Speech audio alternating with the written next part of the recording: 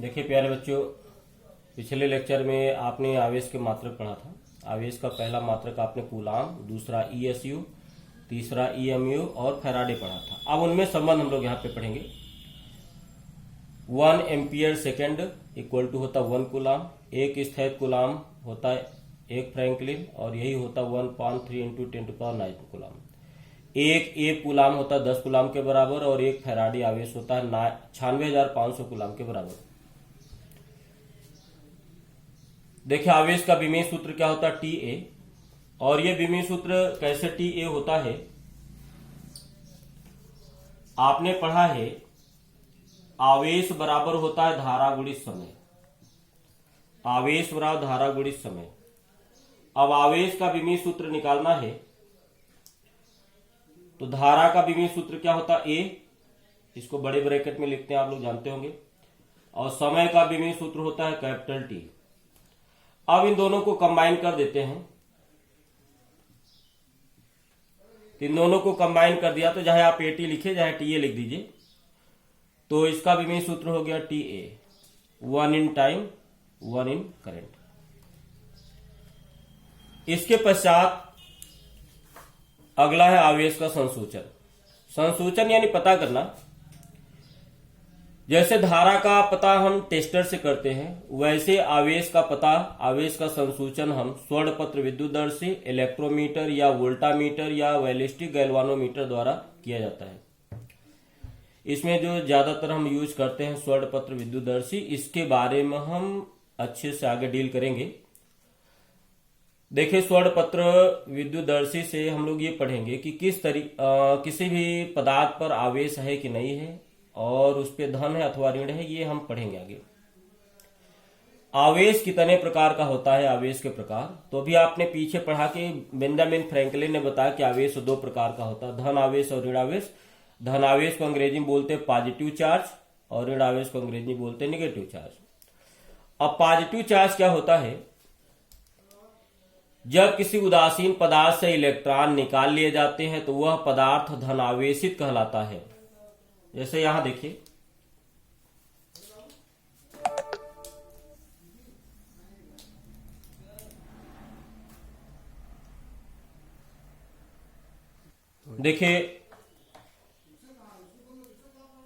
पहला है धन आवेश।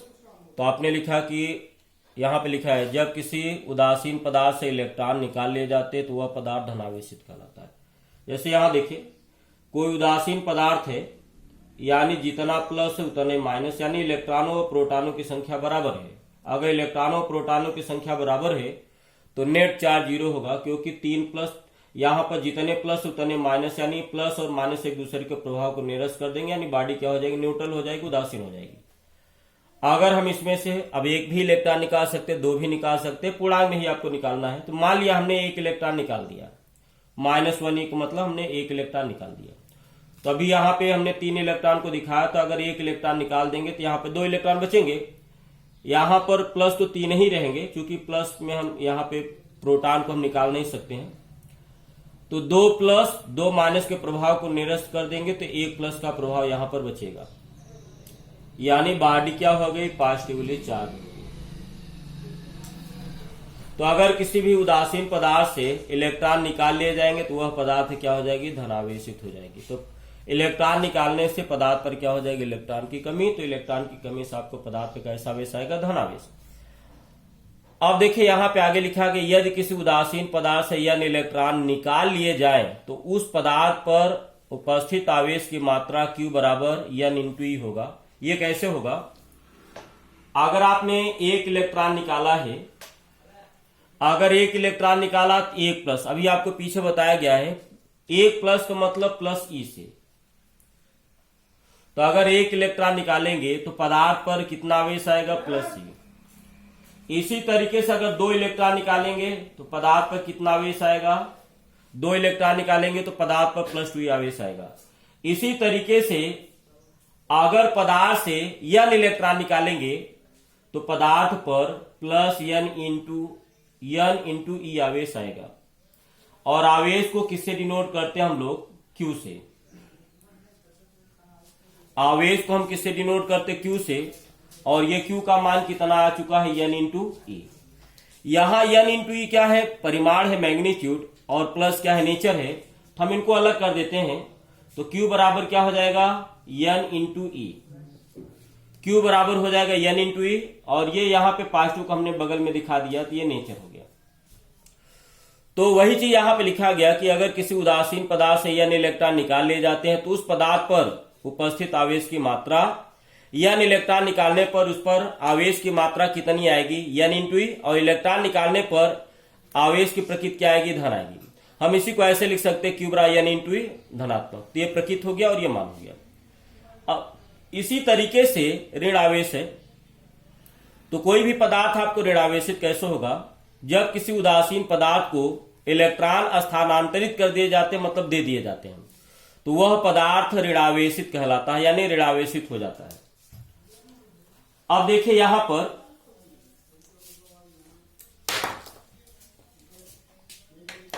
ऋणावेश है, यहां पर लिखा किसी उदासीन पदार्थ। ये देखिए उदासीन पदार्थ है, कैसे जानेंगे उदासीन पदार्थ है, उदासीन पदार्थ में जितना इलेक्ट्रॉन होंगे उतने प्रोटॉन होंगे, यानी नेट इफेक्ट आपको शून्य होगा। तो हमने यहां पर जैसे चित्र में 3 प्लस और 3 माइनस दिखाया, यानी 3 प्रोटॉन और 3 इलेक्ट्रॉन को दिखाया है। तो नेट इफेक्ट आपको 3 प्लस 3 माइनस के प्रभाव को निरस्त कर देंगे, तो ये बॉडी आपको उदासीन हो गई। अगर हम इस बॉडी को क्या करें, इस वस्तु को 1 + 1 का मतलब हमने यहां पर लिखा है 1 इलेक्ट्रॉन दिया जा रहा है। तो अगर इस बॉडी को 1 इलेक्ट्रॉन दे दिया गया तो बताइए प्रोटॉनों की संख्या पे तो कोई प्रभाव नहीं पड़ेगा, लेकिन इलेक्ट्रॉनों की संख्या क्या हो जाएगी, 1 बढ़ जाएगी।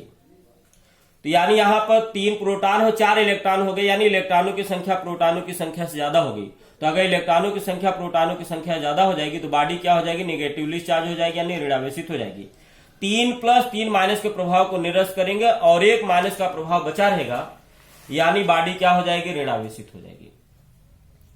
अब उसके आगे लिखा है यदि किसी उदासीन पदार्थ को n इलेक्ट्रॉन स्थानांतरित कर दिए जाए तो उस पदार्थ पर उपस्थित आवेश की मात्रा Q बराबर -n इंटू ई। अब हमने परिमाण को अलग कर दिया और ये साइन को यहां पर निगेटिव को बगल में, तो ये मान हो गया और ये क्या हो गया, प्रकृति हो गया। अगर आपसे कहा जाए कि इलेक्ट्रॉन निकालने पर उसकी प्रकृति क्या होगी, तो बताएंगे धनात्मक, और इलेक्ट्रॉन देने पर उसकी प्रकृति क्या हो जाएगी, ऋणात्मक। यहां धन और ऋण क्या है, प्रकृति है, और n इंटू ई क्या है, ये मान है। अब देखिए ये कैसे आया, आपने यहां पर 1 इलेक्ट्रॉन दिया तो 1 इलेक्ट्रॉन देने पर यहां पर 1 माइनस आया, और आपको पीछे बताया गया कि 1 माइनस मतलब -c से। तो अगर आप 1 इलेक्ट्रॉन देंगे तो बॉडी पर क्या चार्ज आएगा, 1 माइनस, माइनस मतलब -c से। इसी तरीके से अगर 2 इलेक्ट्रॉन देंगे तो बॉडी पर -2e चार्ज आएगा। इसी तरीके से अगर n इलेक्ट्रॉन देंगे तो बॉडी पर आपको n इंटू ई चार्ज आपको माइनस में आएगा। और चार्ज को हम किससे डिनोट करते हैं, Q से, तो Q बराबर क्या हो गया, -n इंटू ई। अब हम इसको ऐसे लिख सकते हैं Q बराबर n इंटू ई, और ये बगल में क्या लिख दिया, ऋणात्मक। तो आपको फार्मूला हो गया Q बराबर n इंटू ई। तो यहां n क्या है, इलेक्ट्रॉनों या प्रोटॉनों की संख्या, या कह लीजिए धन पूर्णांक, और E क्या है, इलेक्ट्रॉनिक आवेश, जिसका मान होता है 1.6 इंटू 10⁻⁻19 कूलम।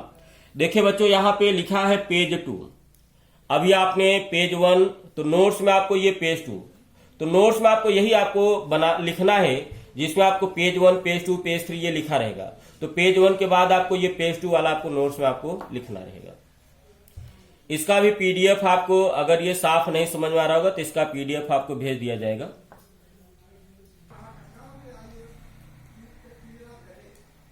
पेज 3 है आवेश उत्पत्ति का इलेक्ट्रॉनिक सिद्धांत,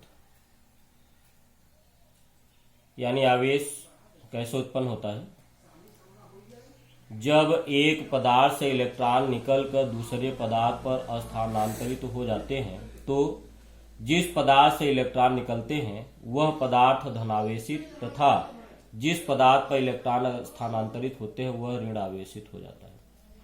जैसे मान लिया आपके पास ये 2 बॉडी है, दोनों न्यूट्रल है, यानी अभी दोनों पे चार्ज क्या है, नेट चार्ज 0 है। चार्ज होगा लेकिन नेट चार्ज 0 है, ए और बी है। अभी इलेक्ट्रॉन स्थानांतरित नहीं किया गया है, इलेक्ट्रॉन स्थानांतरण के पूर्व की घटना है। अब अगर हम एक ए से अगर बी में इलेक्ट्रॉन स्थानांतरित कर, मान लिया n इलेक्ट्रॉन स्थानांतरित कर दे, तो अभी हमने पीछे पढ़ा है कि अगर किसी पदार्थ से n इलेक्ट्रॉन निकाल लिए जाए तो उस पर उपस्थित आवेश की मात्रा Q क्या हो जाएगी, प्लस n इंटू ई। और किसी पदार्थ पर अगर n इलेक्ट्रॉन स्थानांतरित कर दिए जाए तो उस पर आवेश क्या हो जाएगा, माइनस n इंटू ई।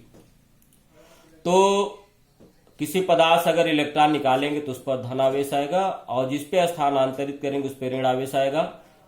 दोनों का परिमाण समान होगा लेकिन प्रकृति क्या होगी, अपोजिट, यानी एक पे प्लस और एक पे माइनस। जिससे निकालेंगे उस पे प्लस और जिस पे स्थानांतरित करेंगे उस पे क्या आएगा, माइनस आएगा। आखिर इसमें इलेक्ट्रॉन का ही स्थानांतरण क्यों कर रहे हैं, प्रोटॉन का स्थानांतरण क्यों नहीं कर रहे हैं? क्योंकि प्रोटॉन क्या होता है, नाभिक के भीतर में होता है। इलेक्ट्रॉन नाभिक के बाहर विभिन्न कक्षाओं में चक्कर लगाता है। इलेक्ट्रॉन को आसानी से निकाला जा सकता है लेकिन प्रोटॉन को आसानी से नहीं निकाला जा सकता है। उसको निकालने के लिए बहुत ज्यादा ऊर्जा देनी पड़ेगी। प्रोटॉन केवल हाइड्रोजन के केस में ही निकाला जा सकता है या कुछ विशेष स्थितियां हैं। हाइड्रोजन में क्या होता है, एक प्रोटॉन और एक इलेक्ट्रॉन होता है, इलेक्ट्रॉन निकाल दिया तो बचा प्रोटॉन। अब इसके बाद अगला है मूल आवेश या इलेक्ट्रॉनिक आवेश। बोर्ड में ये एक अंक में प्रश्न पूछा जाता है कि मूल आवेश या इलेक्ट्रॉनिक आवेश किसे कहते हैं। तो ये क्या है, अभी हम लोगों ने ये एक इलेक्ट्रॉन या एक प्रोटॉन पर जो आवेश उपस्थित होता है उसी आवेश को हम क्या कहते हैं, इलेक्ट्रॉनिक आवेश। एक इलेक्ट्रॉन अथवा एक प्रोटॉन पर उपस्थित आवेश को मूल आवेश या इलेक्ट्रॉनिक आवेश कहते हैं। इलेक्ट्रॉनिक की अंग्रेजी क्या होती है, ई होती है। इलेक्ट्रॉनिक का पहला वर्ड ई से शुरू होता है इसलिए हम इसको स्मॉल ई से रिप्रेजेंट कर रहे हैं और इसका एसआई पद्धति में मान 1.602 इंटू 10⁻⁻19 कूलाम होता है। अब इसी को लगभग हम 1.6 इंटू 10⁻⁻19 कूलाम लिख देते हैं और आवेश का यह मान वैज्ञानिक मिल्कन ने 1909 ईस्वी में आयल ड्रॉप एक्सपेरिमेंट द्वारा ज्ञात किया था। इसके बाद आपकी अगली हेडिंग रहेगी आवेश का क्वांटीकरण या परमाणुकता। अंग्रेजी है क्वांटाइजेशन ऑफ चार्ज। देखिए आवेश का क्वांटीकरण या परमाणुकता क्या है, आपको बता दे, इधर ध्यान दे। आवेश का क्वांटीकरण या परमाणुकता, ब्रह्मांड में सब कुछ, चाहे वो एनर्जी हो, चाहे मोमेंटम, चाहे मास, चाहे चार्ज या और कुछ भी हो, वो हमेशा पैकेट के फॉर्म में ही आपको अवेलेबल है यानी मौजूद है। एनर्जी का स्मॉलेस्ट पैकेट क्या होता है, एच न्यू। मोमेंटम यानी संवेग का स्मॉलेस्ट पैकेट क्या होता है, h/2 पाई। एच यहां पर क्या है, प्लांक नियतांक। मास का स्मॉलेस्ट पैकेट क्या होता है, अभी तक जानकारी में नहीं है। चार्ज का जो स्मॉलेस्ट पैकेट होता है वो स्मॉल ई होता है। स्मॉलेस्ट पैकेट का मतलब इससे छोटा आपको पॉसिबल नहीं है। अब इसको हम इस एग्जाम्पल से समझ सकते हैं, जैसे मार्केट में अगर आप दूध खरीदने के लिए गए और आप जानते हैं कि मार्केट में जो दूध मिलता है वो पैकेट के फॉर्म में ही मिलता है, तो आप दूध लेने जाएंगे तो या तो एक पैकेट या 2 पैकेट या 3 पैकेट या इसी तरीके से। सबसे छोटा पैकेट कितना मिलेगा आपको, 1 पैकेट का। अब आधा पैकेट या 3.2 पैकेट आपको मिलेगा नहीं। ठीक उसी प्रकार इनवर्स में भी जो चार्ज होता है वो पैकेट के फॉर्म में ही मिलेगा, या तो 1e या 2e या 3e, इसी तरीके से। इनके बीच में आपको चार्ज आपको अवेलेबल नहीं है। यानी आप ये कहिए 1.2e, 6.7e, 9.2e, अगर ये आपको मिल जाए, नहीं मिलेगा। अब देखिए इलेक्ट्रॉन और प्रोटॉन ये आपको अस्थायी कण है और इनके जो चार्ज होते वो अस्थायी में सबसे छोटे आपको आवेश हैं और इनको अभी तक काटा नहीं जा सका है, इसलिए ई से छोटा आवेश आपको प्राप्त करना असंभव है। तो आवेश का क्वांटीकरण इसको हम मैथमेटिकली कैसे लिखेंगे, Q बराबर N इंटू ई, जहां N क्या है, पूर्णांक आपको 1, 2, 3, 4, ठीक है, ये सब आपको। इलेक्ट्रॉन के आवेश के कुछ उदाहरण पर आते हैं। तो यहां पर क्वांटीकरण या परमाणुकता की परिभाषा क्या हो जाएगी, किसी पदार्थ पर उपस्थित आवेश मूल आवेश का पूर्ण गुणज होता है किंतु भिन्न गुणज नहीं, इसे आवेश का क्वांटीकरण या परमाणुकता का पूर्ण गुणज का मतलब ये होगा, या तो एक इलेक्ट्रॉन, ये देखिए पूर्णांक आपको है ये, तो इलेक्ट्रॉन के आवेश का पूर्ण गुणज का मतलब या तो 1 गुना या 2 गुना या 3 गुना या इस तरीके से आपको कभी आपको भिन्न गुणज नहीं होगा। जैसे ये 1.2 क्या है, ये भिन्न है, दशमलव को हम बटे में चेंज कर सकते हैं, भिन्न के फॉर्म में चेंज कर सकते हैं, तो ये भी आपको भिन्न है। तो इलेक्ट्रॉन जो आपको आवेश है वो ई का पूर्ण गुणज ही आपको हो सकता है, जिस तरीके से ये है। भिन्न गुणज आपको पॉसिबल नहीं है, इसी को आवेश का क्वांटीकरण या परमाणुकता कहते हैं। आवेश के कुछ उदाहरण जैसे इलेक्ट्रॉन का आवेश, इलेक्ट्रॉन का आवेश ई होता है, ये तो परिमाण हो गया, और ये माइनस क्या होगी, उसकी प्रकृति, और ई का मान होता है 1.6 इंटू 10⁻⁻19 कूलम, इसकी प्रकृति क्या होगी, नेगेटिव। प्रोटॉन का आवेश भी आपको ई होता है, जितना इलेक्ट्रॉन का आवेश होता है उतने प्रोटॉन का होता है, बस अंतर क्या है, इनकी प्रकृति अपोजिट होती है, माइनस और प्लस। प्लस और माइनस का मतलब आपको पीछे बताया गया है। ई का मान 1.6 × 10⁻−19 कूलम, और इसकी प्रकृति आपको क्या है, प्लस। उसी तरीके से अल्फा कण क्या होता है, हीलियम का नाभिक। हीलियम के नाभिक में क्या होता है, 2 प्रोटॉन होता है और 2 इलेक्ट्रॉन होता है, 2 न्यूट्रॉन होता है। न्यूट्रॉन पे कोई आवेश नहीं होता है, प्रोटॉन पर ही आवेश होता है। अब एक प्रोटॉन पर प्लस ई होता है, प्लस ई आवेश होता, तो 2 प्रोटॉन पर कितना हो जाएगा, +2e। और +2e, ई का मान कितना है, 1.6 × 10⁻−19 कूलम। तो चूंकि अल्फा कण के जो अल्फा कण होता है वो हीलियम का नाभिक होता है, हीलियम के नाभिक में 2 प्रोटॉन और 2 न्यूट्रॉन होते हैं। न्यूट्रॉन पे कोई चार्ज नहीं होता, 0 चार्ज होता है। बचा कौन, प्रोटॉन। चूंकि 2 प्रोटॉन है, एक प्रोटॉन पर कितना आवेश होता है, +e, तो 2 प्रोटॉन पर हो जाएगा +2e, और ई की वैल्यू आपको इतनी होती है। अगर मल्टीप्लाई करेंगे तो आपको ये मिलेगा 3.2 इंटू 10⁻−19 कूलम। तो अल्फा कण पर आवेश कितना हो जाएगा, +2e या +3.2 इंटू 10⁻−19 कूलम। इसी तरीके से इलेक्ट्रॉन का एंटी पार्टिकल होता है पॉजिट्रॉन, और पॉजिट्रॉन का आवेश जितना इलेक्ट्रॉन का होता है उतने पॉजिट्रॉन का होता है, बस अंतर यह है कि प्रकृति इनकी अपोजिट होती है। इसकी प्रकृति माइनस है तो इसकी प्रकृति क्या है, प्लस है। अब ये ई की वैल्यू रख दिया तो आपको ये मान